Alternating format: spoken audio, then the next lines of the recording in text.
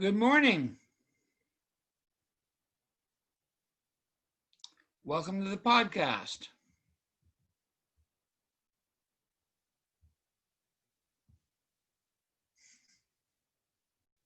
We'll be joined in a few seconds by my colleague, Lucy.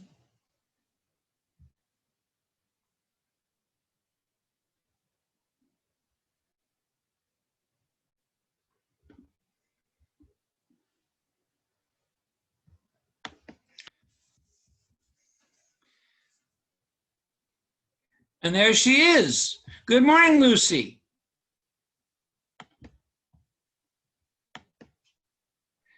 Hello, good morning. There, we got it.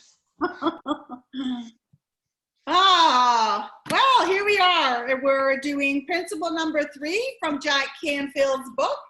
This is Wayne and Lucy from coachingforme.ca. And as promised, we are doing one success principle per week. And this There you go. this week it's called Decide What You Want. How are you doing this morning, Wayne? We're winning, and today, this podcast is what I want. Good. And I think that's half the battle, right? Is that we keep saying we want, but we're not always so clear on exactly what we want. There you go. Okay, take it away, Lucy. Well, I was thumbing through the book, and I've read this book like hundreds and hundreds of times, but the thought is that we're always saying we don't want this and we don't want that, but we never have a really clear picture of exactly what we're looking for in life in general. So this book provides us with a really clear understanding is whatever you want, you should go and get. And it gives a really good example of going into a seminar, and there were different colored books on the chairs, and there were yellow, blue, red, and green. And he was told to sit at this particular chair with a blue book on it. And he goes, but I really want the yellow. But he was not telling anybody this, right? And it's like, so he finally spoke up and said, I really want this yellow book, not the blue book. And so it's a matter of those even really simple things, you know, to be able to say exactly what you want and go get it. I have been teaching goal setting now for over 20 years, and this is where the rubber meets the road. This is where I start to lose them. A lot of people have wishes, but very, very few have goals. To actually put a deadline on something they want scares some people down to their toes. Yeah. Yeah, it kind of goes to how bad do you really want it? Right. And that's the thing. I think there's a difference between the wishes, like you said, and goals. And we can wish our hearts away, but if we're not willing to put a time frame on it or to work at it, it'll never become the goal, and it'll never be something that you can actually grasp because it's just a wish. So Correct. It's kind of flying freely out there. But when you actually, you know, hone in and say, no, I actually want that. What's it going to take for me to get that? That's when you can actually be really clear on the fact that you will eventually get there. Yes. One thing that I think stops a lot of people is whenever they hear about goal setting, they hear about things being given to them as goals, like their bosses. Here's your goals for next year, or even your spouse. Here's what your goals are to get the house right, or whatever it is. They're not your goals. They're goals that somebody's forcing on you. So you limp through it and okay then, but they're never yours. No. Do you agree?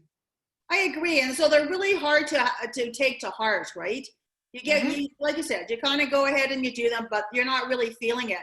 But, you know, and that's even more true about a career choice, you know, where our parents think we should be a nurse or a teacher, when we really just want to be, you know, the sous chef or something like that, you know. So you got to make sure that you're living the goals that you have determined for yourself in life, and not choosing somebody else's goal or following someone else's goals. Very, very true. One thing that I liked very much about what the book said is it mentioned the goals and then it mentioned the whys. And I think this is often a missed part of the puzzle. Why do you want 5,000 a month? Why do you want that boat? Why do you want that house in the country? And it's one thing to build a shopping list of pretty pictures, but to actually understand your whys, I think is a lot more impressive. I agree. And I think, not to just repeat, but they have to be your core values. Yes. It's not about, I think at the end of the day, it's you have to define success for you. Yes. And all too often in today's society, we define success by money. How much money do we make? And I see a lot of people in the corporate world, because that's my background, making a lot of money, but aren't happy at all, and aren't doing their dream, and aren't following their vision or their goals in life. But they're making a lot of money, so they live in, they live in these big houses, and they have these beautiful cars, and but nothing's reaching their heart and making them feel good about things. And so it's really important to define your own definition of success and understand what that looks like. And it's not always about the money. One thing I find that keeps people from goal setting is they hear about financial goals, certainly during RSP season. And it's, what are your financial goals? What are your financial goals? What are your goals in finance? What are your goals in RSP? What are your goals in Inc? And I think that means that we tune out. We stop hearing. As soon as we hear the word goals, part of us gets numb. And I wanted to mention that there are vocational goals, things you want for your business or your career, things spiritual goals, things you want for the more ephemeral part of your life. There are physical goals. We all hear about that, December 31st. Right. Community goals. There's various areas, and Jack can help you. We can help you. There's certainly lots of good goal setting books out there, but the bottom line is life is more than just financial goals. I totally agree. I think you have to be looking at, there's about 7 or 8 aspects of your life that you should be looking at, and try to achieve something in each one of those aspects. And then the bigger piece to all that is making sure that nobody talks you out of it. Right? Yes. Because lots of times I'll have this great, brainy business plan, and somebody will go, "You'll never make a penny out of that," right? It's like, but that's not the point, right? And I think if you do something you love, the money will come with you. But at the end of the day, we do need to be successful in many areas of our lives, not just the career one. Correct. And yes, you can't focus on 7 areas of your life all the time today, but you can focus on more than one. Always have that other goal, that secondary goal, that thing that you're working on in the background, so you can be a more balanced individual.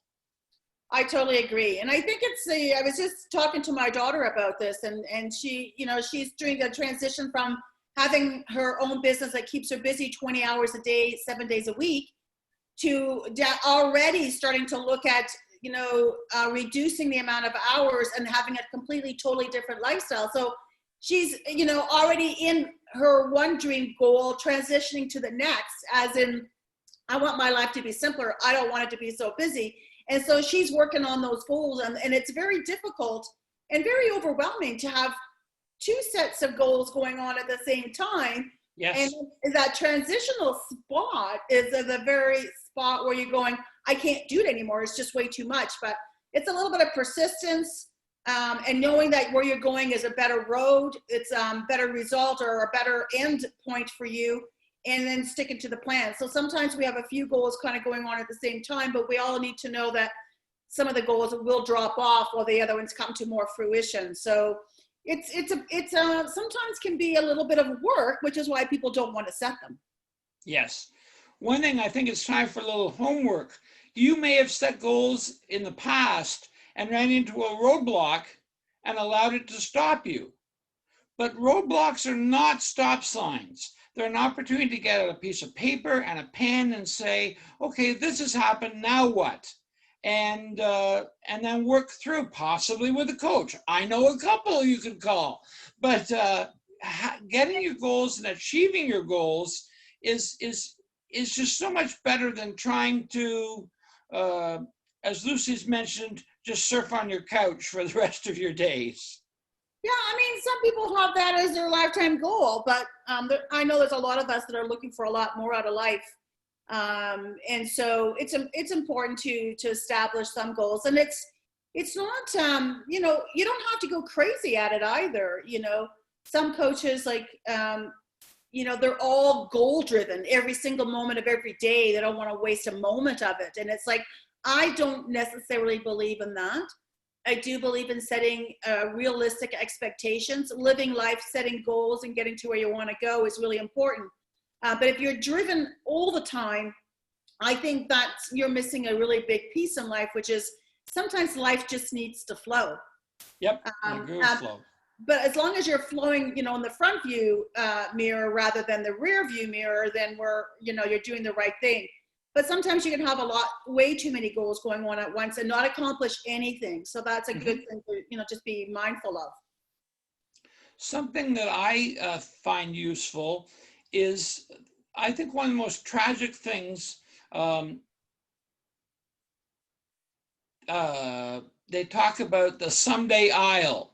I think it was Dennis Waitley. And so they have these 5-year goals that magically stay 5 years out. And I think that's a tragedy. And I think the secret is the mini goal or the action step that every 90 days, every month, whatever the period of time is, and we'll be talking more about this in the future, but what goals do I have that get me to that big overwhelming goal in that area so that you can know that you're on plan? You're right. I remember when I started my business, I used to give my sister my list of goals for 12 months. And wow. At the end of that 12 months, I'd go pick up that letter from her, yep. and I would see which ones I had accomplished. But for me, it kept me very focused, and 12 months is not a long time. It passes by quite quickly.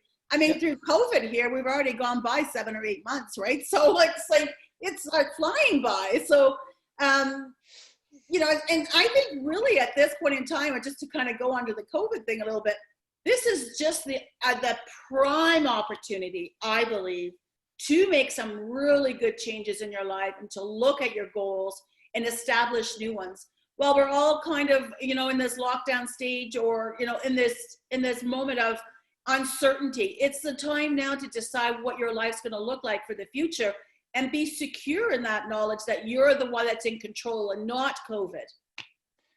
I agree completely. At a more negative place in my past, I once got to the point where my 2 goals in life was to have someone else buy lunch and get to 5 o'clock. Those were my 2 overwhelming goals, but I've gone beyond that.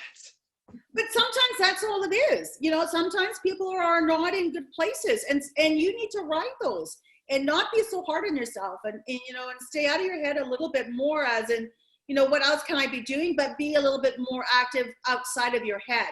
And so, and sometimes, you know, the couch surfing, which we talk about, it's an okay thing to do for a while. And sometimes it's a necessary thing to do. But when you're up and ready to go, yep. and you know that we're here to help, and yep. you should reach out to Wayne or myself at coachingforme.ca. Check us out on our Facebook, check us out on our website and our YouTube channel, because these videos will be up there once a week, every week, and we'll be doing a success principle for the next 60 odd weeks, because Jack has more than 60 of them. So we'll be here to help you out.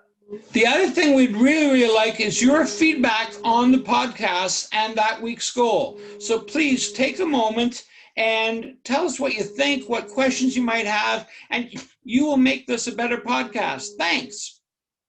Perfect. Thanks, Wayne. It was great today, and we'll see you next week. Bye-bye, guys. Bye-bye.